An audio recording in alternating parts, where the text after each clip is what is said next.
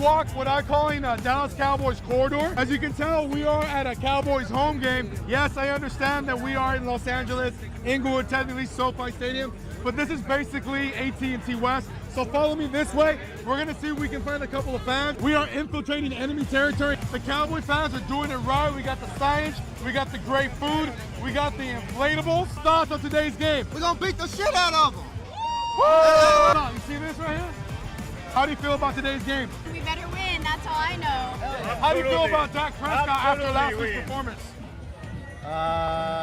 Dak Prescott has been very consistent with the division. He has took us back-to-back 12-5 seasons. You know what I mean? His winning record is above.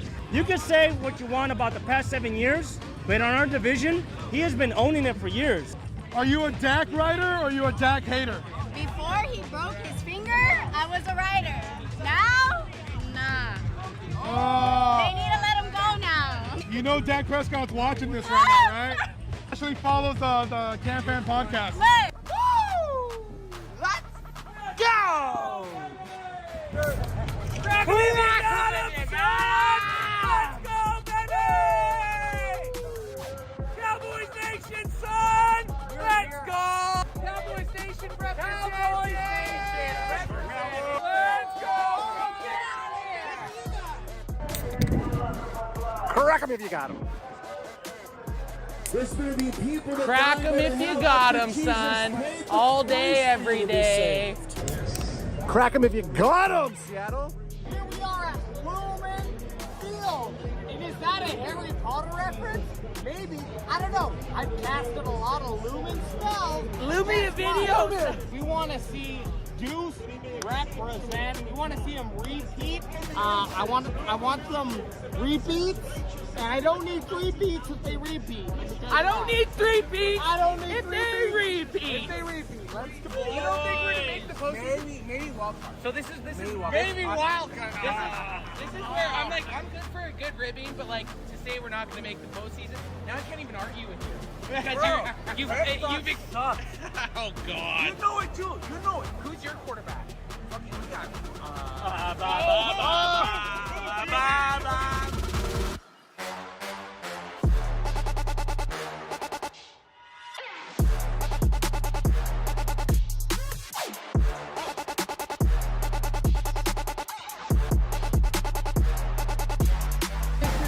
This is our year. Look at those dudes. Look at those dudes. Look at those dudes. Look at those dudes. Let's go! Let's go, Cowboys! Let's go, baby!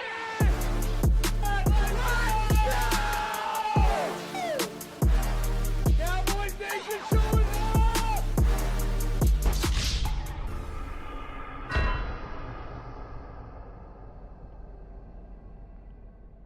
Most pristine athletes in modern history playing in the NFL. Even the offensive linemen are incredibly athletic. I mean, these guys are over 300 pounds, and you know they can Not only the size, but the speed of the linemen. Are you kidding fly me? on the field. You're telling me a guy that's 330 pounds meant to block a guy that's 290 pounds is faster than me, a sporty 240? High 240. High 240. High 240. I could beat any one of those guys right now, and I've drank a 6-pack. What? You're wearing Crocs! My 40 time is better than any of them. Erroneous! Erroneous! Erroneous. Erroneous on all accounts! I've never been more sure of anything in my life.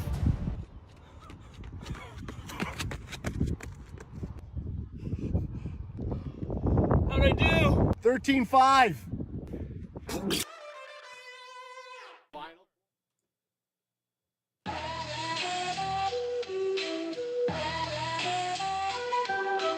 Anthony, Adam, AJ on the block. Dallas Cowboys swag, bout to rock the flock. Canadian host to them Philly birds get mocked. Cowboys CanFan podcast game locked. Crack 'em if you got 'em! Tops and chill, Vancouver reppin' Dallas, show some real skill. Knockin' Philly church, we roast them on the grill. Crack 'em if you got 'em! Hear the buzz and thrill. Big D, Anacino chillin' BC. Trash talk flying eagles out of the tree. Y'all laying eggs, but we ball like Zeke. Crack 'em open, man, it's podcast. Boys, it's been a couple weeks and we have not done this sound drop, and I'm going to start the show off with it. How about them Cowboys? How about them Cowboys? I can't. Guys, I'm on Zoom. I didn't get the sound drop. Was it Jimmy Johnson? You know it would have been Jimmy J. I'm sorry. So You know I it mean, would've been yes, Jimmy great, J. great sound drop. It was perfect timing on this Monday hangover. And guys, this is if there's going to be any moment for a hangover, it's a game that starts a Sunday night football game that starts 2 hours past the time it was supposed to. Luckily, we're on the Pacific Standard time. But I'm sure there were some Steelers fans feeling a little bit rough at work today. Well, you know what? You guys are looking very camo. Yeah, we didn't coordinate. We didn't coordinate. We're ready for war. Bring on the next week, but I guess we'll talk about that on we'll Wednesday. talk about that on Wednesday. But I mean, Wednesday. You don't say nothing about nothing about it until Wednesday. Sorry. But we've been I was gonna say we've been defending this win all day long from the naysayers out there. No, it was nice. I liked that we had our friend Big Fella, aka Chris, aka Cowboy at Podcast, who's in the chat right now, came out for the weekend. So it wasn't only the game yesterday, but we traveled down to Washington to check out the Huskies versus the Michigan Wolverines game. So it was just a lot of football this weekend. He saw Riker's team play Pee Wee football, which Chris says he came out specifically for that only, and then the Cowboys was the secondary one. But yeah, it was a good game. And the fact is, boys, we set our record. We did our longest live stream last night on a delayed game. We did over 7 hours of the live stream. Big Fella was in the studio. He's now officially 1-1 in the studio. He left us some treats. He already spoiled it in the thing, but I walked back in. I didn't check it this morning, but he left us this car flag. Nice. So now, no matter where we go, I'll always bring this with us so that we can throw it on some rental cars or whatever we need to. Excellent. Perfect. And then he also left us a ball. He didn't sign it, though, but it's the... He didn't sign it? He didn't sign it, but so it's a Super Bowl ball when the Super Bowl was at AT&T Stadium. So that's another piece of... That's a double trinket. That's a double trinket. Yeah, he likes it. He likes to pepper, and he also gave Riker a Cowboys America's Team towel to put on his wear on his football outfit when he was playing. So, but hey, I drove him to the airport this morning. We both felt good. We were listening to all the analysts talk about the Cowboys victory win. Monday. Yeah, victory. And actually, I shouldn't say we were defending it. A lot of people are talking about how this was a good win. There's only a few negative Nancys out there who was saying it was a garbage win. But I guess we're getting into that today, boys. Completely sober, ready to rock. None of us drink on Monday hangovers. I kind of like it. I mean, you need that recovery. That's just adding another day of drinking, and you gotta go. You gotta think of it. A 7-hour stream. There were some drinks drank yesterday, and I don't agree with a 7-hour stream ever again mid-season. No. Well, look, honestly, I don't think it was like we did start an hour early because Big Chris is here, so it's like, hey, an hour early from our early start. Yeah. So, and then you add on the delay, and we were already streaming for 3.5 hours before the game even started. Yeah, we did a game stream before the game started. Yeah. So, but let's get into the big takeaways, guys. We're still trying to figure out the flow of this show, but in our chat, to give you a little behind baseball, we decided, hey, okay, let's, instead of us just going over stats, which sure we can bring them up as necessary, well, we're going to discuss a big takeaway that each of us had from the game. Yep. And go from there. So obviously, if chat's out there and they have a topic that they think is worth us, throw it in and we'll hit it at the end. Exactly. Bandwagon Baba has a non-topic thing to ask you. She goes, "Where were you drinking, AJ?" She goes, "?" She's, you weren't in the studio yesterday. That's true. Technically, she ain't wrong. Very good. Just in October's, I like to spend a lot of time by myself, so I'll sit at home in the dark, watch the Cowboys games on my phone. Yeah, he's a big fall fan. He loves Halloween. Love fall, love Halloween. He carves his time top. Yeah, but Ray J, I don't know if I want to see that guy again.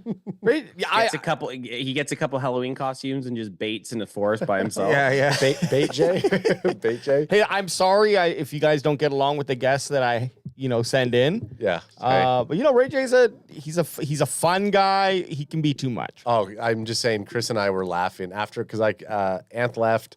Ray J finally fucking got out of here. So Chris and I were editing. He was watching me edit a bunch of the stuff that we were putting out, and we laughed for probably 15 minutes at Ray J's picture of Ray J and me. And yeah, Ray J left some stuff here too. There's a bunch of green towels all over the place. I don't know if that's his makeup or his mascara, his skin tone, or his bait juice. His sweat. It's his bait juice. Turtle. But just imagine he sweats ooze, baby. Just imagine Chris and I after a stream both starved. None of us ate. We ate the queso dip that Lynn's made, but Chris and I just killed the rest of that dip. After the stream, we were up there. It was like 12:30, 1 o'clock in the morning. And we're just both have a big pile of the rest of the queso dip and so cheese. right It was solid. But yeah, boys, let's get into it. Who wants to go first?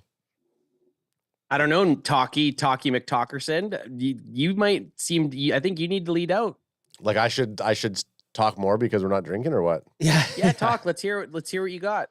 Okay, what was your takeaway? First off, let's break the game before we even say anything. Cowboys win a nail biter. You can see the score. Yep. 2017. The Cowboys got out of there. On Anth's notepad. You mentioned this before. Yeah, I just scribbled this down. There was the rain delay, so both teams had to face that. Weather conditions weren't great in Pittsburgh field, and I heard this little tidbit driving home today. The Steelers do, in fact, have a tarp that they can put on that field. They decided not to put the tarp down. Why do you think they decided not to? Because they thought it would slow down the Dallas Cowboys and their offense. But the Cowboys got out of that game with a 2017 victory. Everyone was up super late across the nation, including Canada and the rest of the world. But takeaway. What was your one big takeaway from the game last night? My one big takeaway from the game last night, and again, this is in no particular order. I felt like mine should have been wedged in the middle because mine seems to be the weakest out of all of them. But I do think a big component of the Dallas Cowboys offense is that we need to see the Dallas Cowboys offense show up, particularly more people besides CeeDee Lamb. And last night we saw a few of our non-CeeDee Lamb receivers show up, mainly Jalen Tolbert. Jalen Tolbert had that winning touchdown catch. But outside of that winning touchdown catch, Jalen Tolbert was 7 for 10. He did 87 yards with 1 tutty. We saw Rico Dowdle get 2 receptions with 1 tutty. So both of those guys put it in the end zone. But Jake Ferguson, 6 for 7. And then Kevontae Turpin, 4 for 34. 4 for 5. And then CeeDee Lamb, 5 for 9. So Jalen Tolbert was targeted more times than CeeDee Lamb, which I thought was interesting. But I did like to see Dak Prescott spread it around to a few of our guys. My guy Hunter Lepke, who Dax now gave him the new nickname. Instead of Little Mike Allstott, he's now calling Hunter Lepke H-Train. So I will now be calling Hunter Lepke H-Train. H-Train. Not Lupin Lepke, as we at CanFan like to call him. But where I'm going with this is like you can't have an offensive powerhouse with a receiver room like we have and only be targeting CeeDee Lamb as much as we want to target our number one. There are going to be situations where CeeDee Lamb's getting double coverage or he could be used as a decoy, and that's where our clear wide receiver 2 needs to step up. We've talked about this over the last few weeks. Brandon Cooks has not been that guy to really seat himself in that wide receiver 2 position. So it was very nice to see primarily Tolbert and Turpin show up today because we know Jake Ferguson's a dog. So when Jake Ferguson gets receptions, we know he's going to get that yak, that yak that we all love. But Jalen Tolbert needed a game like this, not only for himself, but just to boost that mental confidence. Yeah, well, Jalen Tolbert, he hasn't been very. We've hoped both the last 2 seasons that he was going to be that guy. And you're kind of waiting for that moment where he's going to step up and have a situation where the game is on the line and come away with a catch, come away with a big play. And he did that multiple times last night. The Cowboys can't just rely. We're always like throw to CeeDee Lamb on 4th and goal, right? That's not feasible to do in the NFL. You need to have at least 3 or 4 players that can do it. So having Jalen Tolbert being able to be another option when the game is on the line, when it's 4th and 4 and you need a touchdown, it's nice to see Dak have that repertoire with someone else and build that confidence that he can go elsewhere other than CeeDee Lamb or Jake Ferguson. Yeah. And what's nice to see is Jalen Tolbert. I'll bring up the stats for just the season here. But he is on pace for about 840 yards this season. Okay. Which is a little underwhelming, I think, for our expectations for receiver 2. For receiver 2 when we were thinking about Brandon Cooks. Yep. However, I wonder if because he's averaging, sorry, 1 second. He's averaging 50 yards per game, but his last 2 games, I believe he's gone over that. Yep. Closer to, and last game it was was 87. against the Steelers. Yep. And then can you quickly see what he got against The Giants. the Giants? I think he had a good game too. I can check too, but I mean, I think but get my point being that I bet you that he will eclipse 1,000 yards if he keeps going at this more recent pace. Well, and because we're not the only people that we're talking about, like Jalen Tolbert 24 yards against the Giants. Okay, so never mind. but we're not the only people who are talking that Jalen Tolbert need to step up. Jalen Tolbert himself is probably saying this, and it's like it's a lot of mental. You need to have a lot of mental fortitude to be able to get by that. So he got a lot of touches this game. He showed up in big moments. It was proved that he can handle it. He had a great sideline catch. Going down the sideline. We started to criticize, he should have cut in a little bit. Well, I mean, I started to. Should have cut in a little bit, but he had a great catch on the sideline there. I think that one interception that happened to him when he was in double coverage and the safety came down on him, that it shouldn't have been him running that route anyways. It probably should have been a Turpin. But when we talk about outside of our Tolbert glazing that I'm doing right now, Kavonte Turpin saw more reps as a wide receiver there. So when you have a guy like Brandon Cooks moving out there and you throw a gadget player like Kavonte Turpin in there, you're able to start doing more motion plays. You're able to start, getting defensive backs outside of their zone. And that's essentially what happened on that last touchdown. Turpin cleared that zone so that when Tolbert not walked right into him, but dragged that guy right over there, he was able to get a clear touchdown. So I liked what they were doing with our receiving core all the way down to our tight ends. It was nice to not just rely on one guy.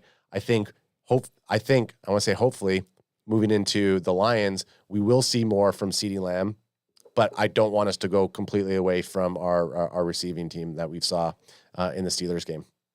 So that's my take. Yeah, well, on the final drive, you had that big catch by Lupin Lepke, H-Train, whatever the hell you want to call him. He had that big reception that brought them right down. You had the Jake Ferguson catch and stiff arm on a big third down, and then you had the Jalen Tolbert catch and for the win. So you had 3 big plays by guys that aren't named CeeDee Lamb. So that's, I think, in itself a very nice thing to see going forward, being able to spread the ball around on a game-winning drive. Well, look at the outside of your number 1 and number 2 receivers, because obviously if you look at your number 1 or your number 2, they're primarily going to get more targets. So the gap to, receptions to targets is going to be a little bit more. But if we look at Jake Ferguson, 6 for 7, Kavonte Turpin, 4 for 5, Dowdle was 2 for 2. Can't really count that. Brevin Spanford was 2 for 3. So everyone else besides CeeDee Lamb, had some very good receptions to targets ratio there. So I liked seeing that, you know what I mean? And possibly Spanford doesn't see as many targets next game, and those possibly go to CeeDee Lamb, and we're cooking. I definitely want CeeDee Lamb to be over 10 targets though.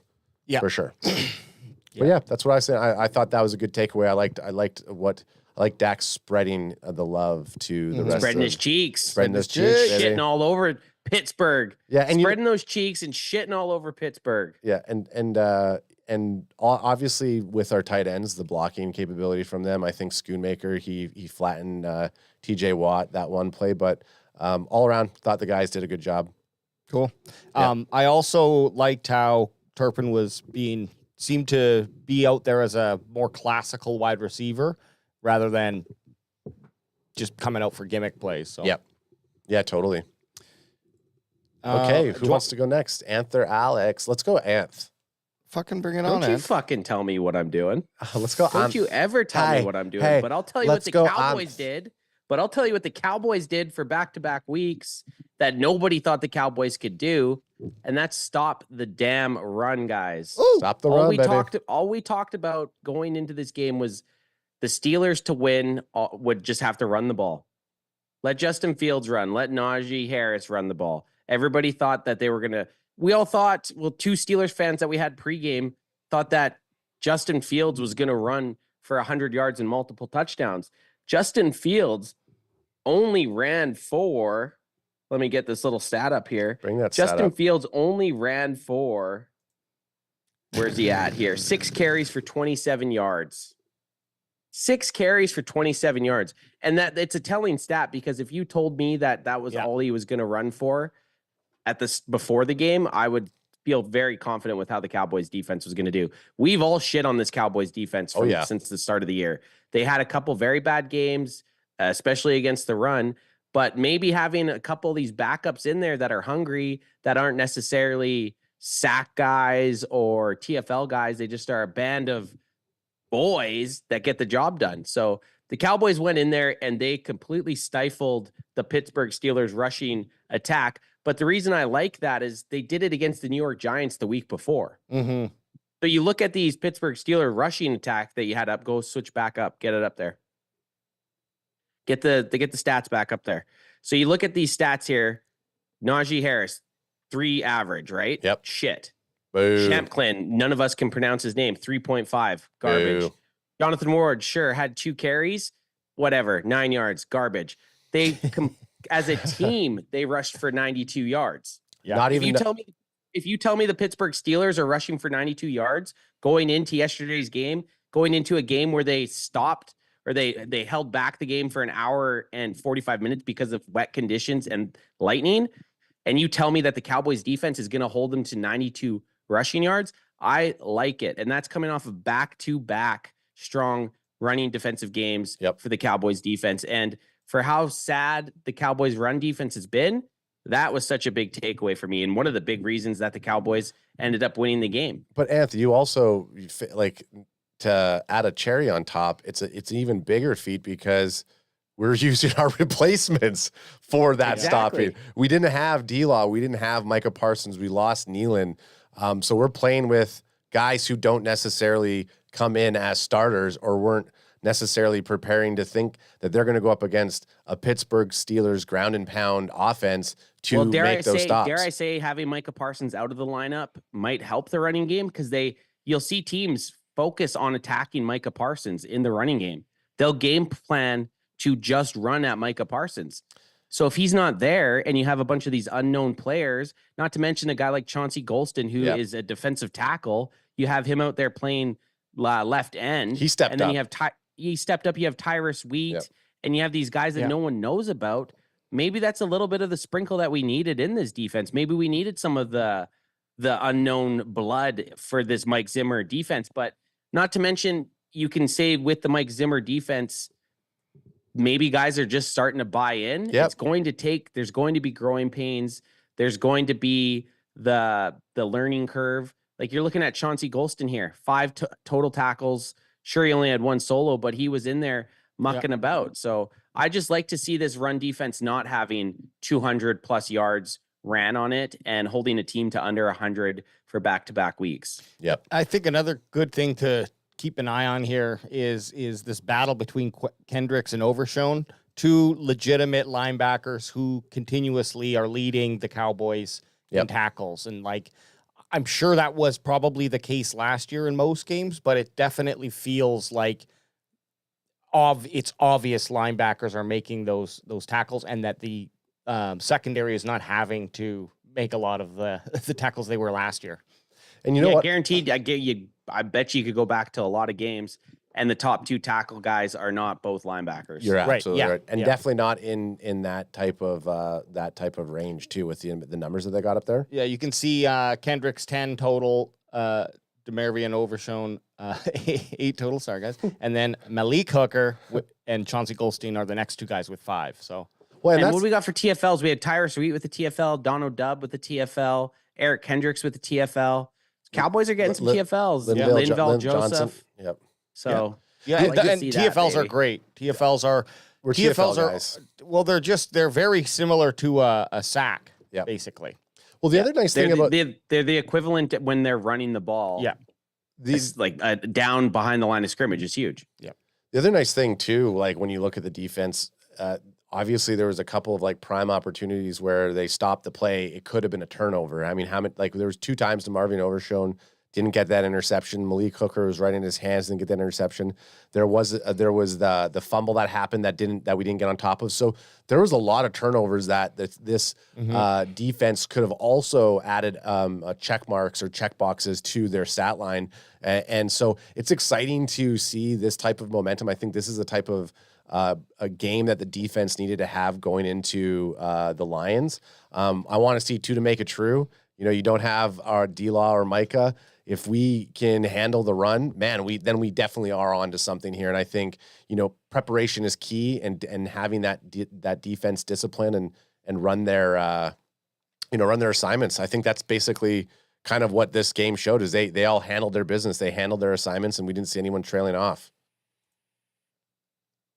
Anything else on defense there, Alex? Or just like you trailed off right there? Yeah, I was just waiting for someone to. I'm not used to not getting cut off, so I was waiting for someone to cut me off there. No, I think, I was happy with the defense. Only 3 sacks total, but it doesn't matter. They really played better, much better than I expected, to be quite honest. And if you would have told me that without knowing the injuries, that the Steelers were going to be held to 17 points, I would have been like, yeah, of course, Parsons and Lawrence are playing, but they weren't in the game. So. Yep. It's good news. It's good news, man. Back-to-back weeks holding your opponent under 20 points. You do that, you're going to win more games than you lose. Yeah. So before we move on to our next one, do you want to do our promo here for Sure. Underdog Fantasy, and then we'll rip into our last takeaway. Okay. We are back to the greatest time of year again. It is the NFL football season, and it's here to stay until February. Yes. Over 1 million fans across 33 states got in the game last year by making picks on Underdog. And you can win up to 1,000 times your money just by choosing higher or lower on your favorite player stats. Examples could be touchdown, passing yards, and more. Woo! Dak Prescott being that new, freshly signed, highest paid quarterback for the NFL and the Dallas Cowboys, I got to take him for the higher on passing yards. Absolutely. And look, when I'm looking at our Cowboys here, you know I'm going to be taking that CeeDee Lamb multiplier, because the boy is just here to play, and he's here to stay. Get used to it. And myself, I'm going to be looking at you two to help fashion my underdog picks for the week. Take the higher. Take the lower. I want the higher. Take what you want, but you gotta play Underdog Fantasy. Making picks on Underdog is straightforward, and signing up is even easier. You just have to head over to Underdog's simple-to-use mobile app or underdogfantasy.com, sign up with promo code CanFan, and Underdog will give you a free pick to use your first cash pick'em entry, plus up to $1,000 in bonus cash when you deposit. That's Underdog Fantasy promo code CanFan to claim your new customer special of a free pick and your deposit offer. You must be 18 years or older, 19 plus in Alabama or New England, 19 plus in Colorado for some games, 21 plus in Massachusetts and Arizona, and present in state where Underdog Fantasy operates. Terms apply. Void in Colorado. Concerned with your play? Call 1-800-GAMBLER. That's 1-800-GAMBLER. Or visit www.ncpgambling.org. For Arizona, it's 1-800-NEXT-STEP. Text NEXT STEP to 53342. New York, call the 24/7 Hope line at 1-877-8-HOPE-NY. Or text HOPE-NY to 467-369. Anyways, appreciate y'all. This is Underdog Fantasy Sports.com. And back to our original programming. We are back. We are so back. Make sure you use that CanFan code, baby. Yeah, make sure you use that CanFan promo code over there. at Underdog Sports. It's fun. It's fun. So, Lita, can I ask you a chat question? Or no, we're saving the chat questions to the end. We can go with No, Jan. just do it now. Okay. You already derailed. So Jenkins Gaming. I didn't hear Mozzie's name. Any name any is that good or bad? Oh my gosh. Yeah. So but we're talking about defense. So we didn't hear Mozzie at all. Was that a good thing or a bad thing?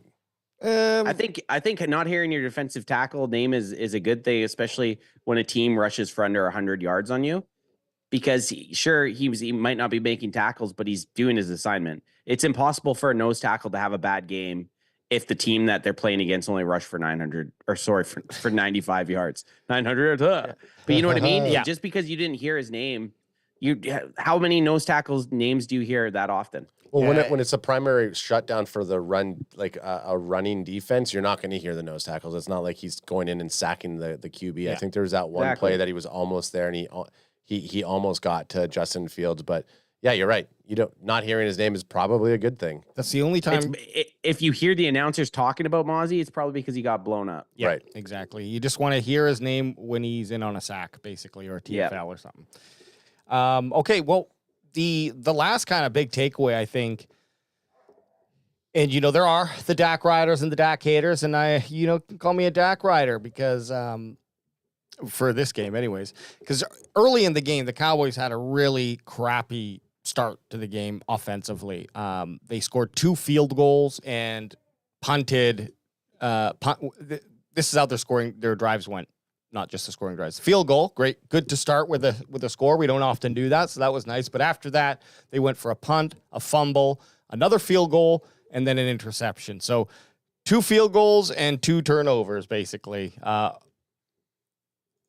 which, not a really good way to start the game. And I think everyone was maybe, if you are a rider or a hater, if you're a hater, you were loving it. And if you're a rider, you're kind of like, oh, man, what's going on here? Things are going to get bad. But the Cowboys did turn it around in the second half of the game.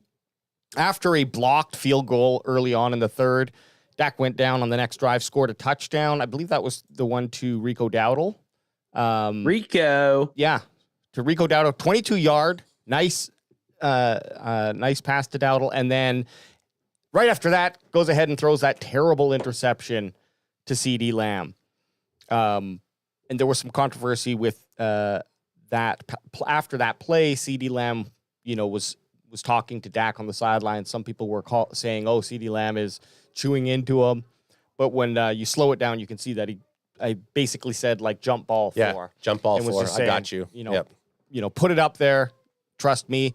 And this is what I love about Dak Prescott is,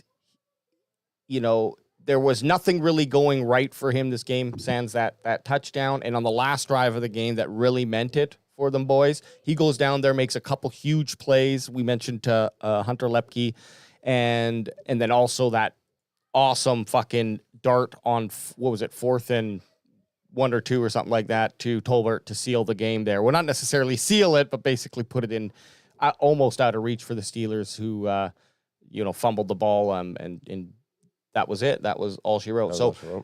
Just to recap, what I loved about Dak Prescott is he took that adversity. He didn't crumble. And on the play that mattered the most, or the drive that mattered the most, he went down there and did what we all expect him to do. Whether you win by 30 or you win by 3 in the final drive of your of the game, it doesn't matter. You get the same amount of points, and we can, stamp this with a big George W. Big George W. Move on. Big boost, George W. And the best play that Dak might have had the whole drive, that game-winning drive, was jumping on the grenade. Yeah. Jumping on that Rico Dowdle fumble, man. A lot of the times your quarterback's not going to get the chance to jump on that ball. And when Rico Dowdle got blown up, Madden style, trying to dive into the end zone for the game-winning touchdown, your boy number 4 didn't hesitate. He jumped on that thing because he knew it was do or die.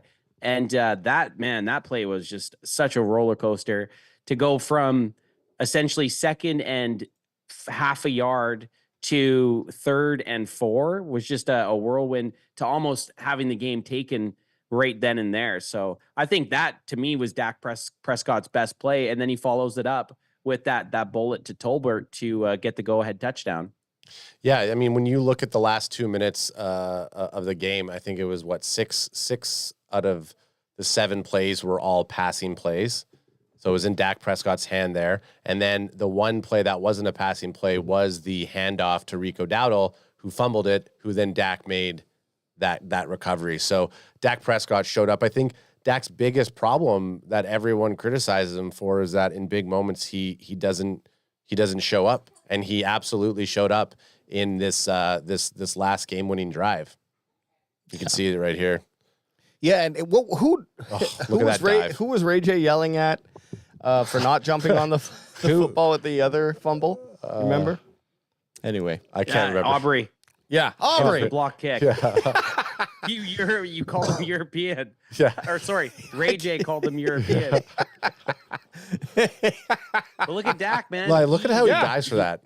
He went for it, man. He has that 1 second where he's like, "Oh, ball's shit. on the ground." Ooh. Like, No question.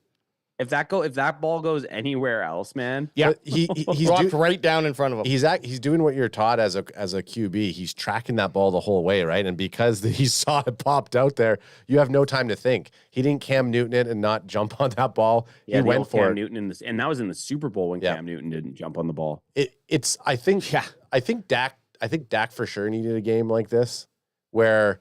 So did we. We needed a game like this. Dak needed a game like this. We needed a gritty win, man. We needed a gritty win. The Cowboys, especially since the CanFan era, the Cowboys lose this game. Yep. The Cowboys lose this game, man. This gritty game where they were leading, but just because of field goals, they lost the turnover battle. The weather was shitty. They're playing against a team that they don't play against very often. Like, this was the recipe for the Cowboys to lose. And they battled back and won. Man, we're winning against winning teams. We're winning on the road. Like, those are two things that if you told me last year, would you like those? And I'd be like, yes, please. Hey, well, even the Giants wins looking a little bit better now that they beat Seattle. Absolutely. The Giants beat Seattle in Seattle. Yep. With huge fashion too. I mean, that could have, as Chris was saying yesterday, that loss to the Seattle could help us in the playoffs. Right. The loss to Seattle. The Seattle loss. Seattle's loss to the Giants could help us for seeding in the playoffs. The loss to the loss to Seattle meant more than a loss to New York for the Cowboys. And and after he explained it, I was like, okay, that makes sense. Because I was just like, what are you talking about? Division. Yeah. But yeah. I do have unless the Giants end up being good. Right. Well, this is I don't know about you guys, but I feel like this is the closest I felt to Giants. I'll give them a little bit more. But adding Washington to the mix here for the NFC Beast, this is it feels like the most wide. Like, I'm not super confident the Cowboys are slotted in at least a wild card spot now because of maybe there's three teams from the. Well, that's true. The three teams from the NFC East, and this is by far, since CanFan's been in existence, this is the most competitive the NFC East has been, for sure.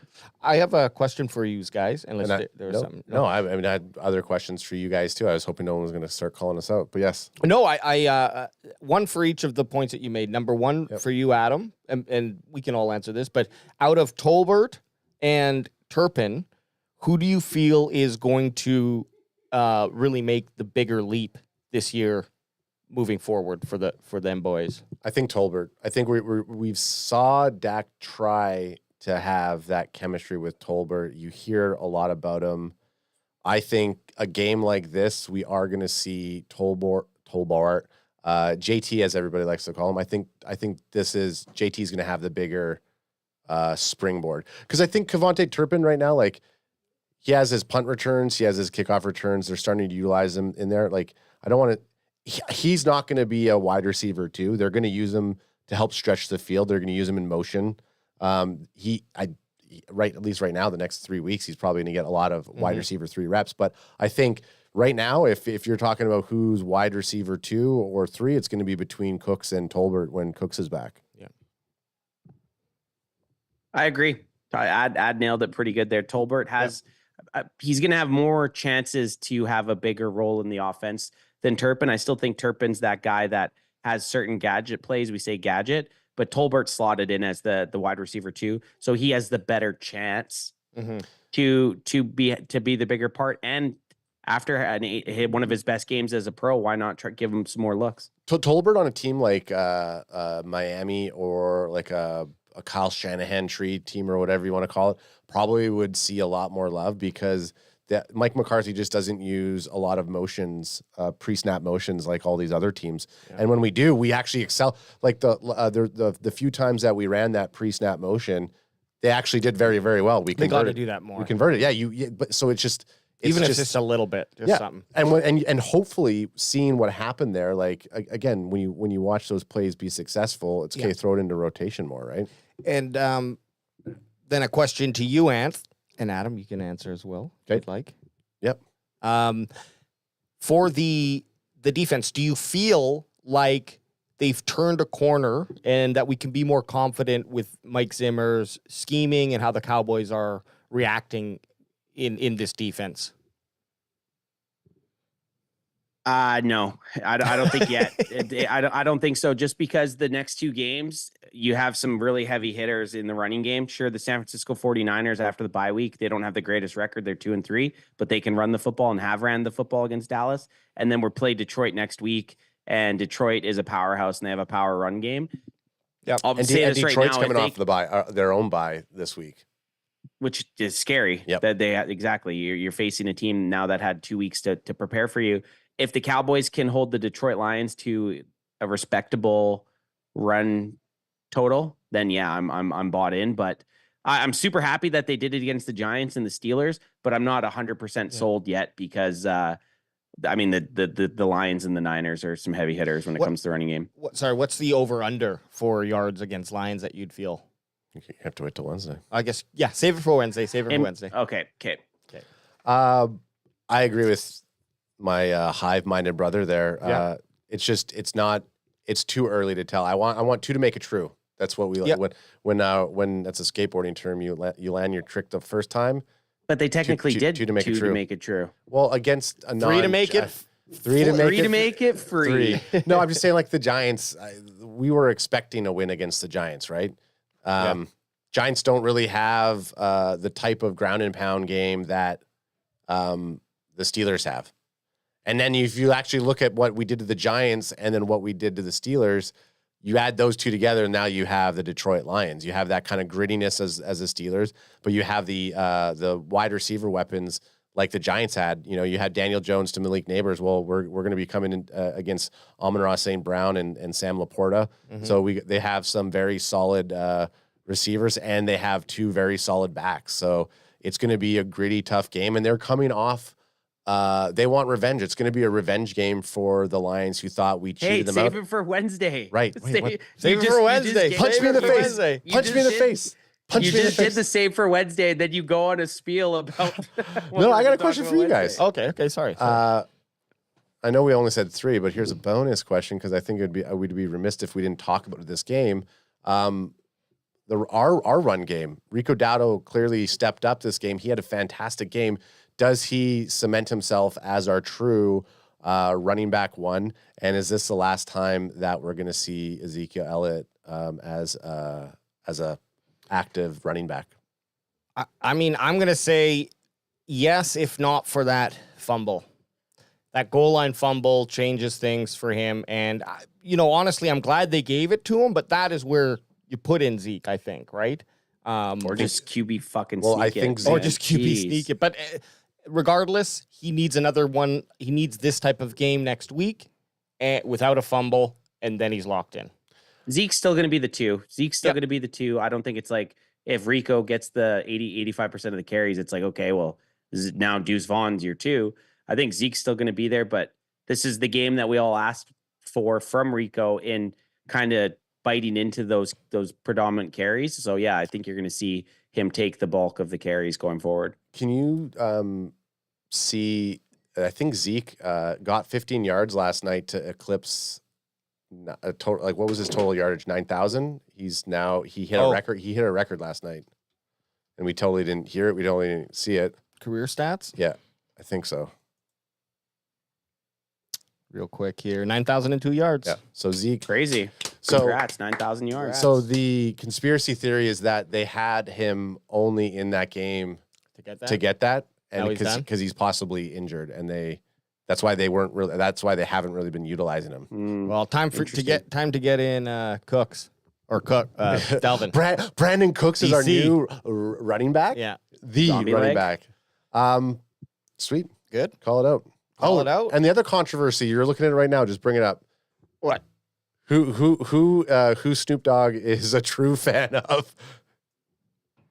Well, there it is. There's a proof that Snoop-a-Loop isn't necessarily. Why is he wearing a Kalen Carson jersey? He's a Stephon Gilmore fan. Okay, y'all. So this is the Monday Night Hangover. Great weekend. Lots of football. Loved having Big Chris come out. Loved having Big Chris come out. Get that George Get dub. that George W. And we'll be back Wednesday, baby. Woo! Crack him if you got him, baby. Crack him if you got him. On the grill, crack 'em if you got 'em, hear the buzz and thrill.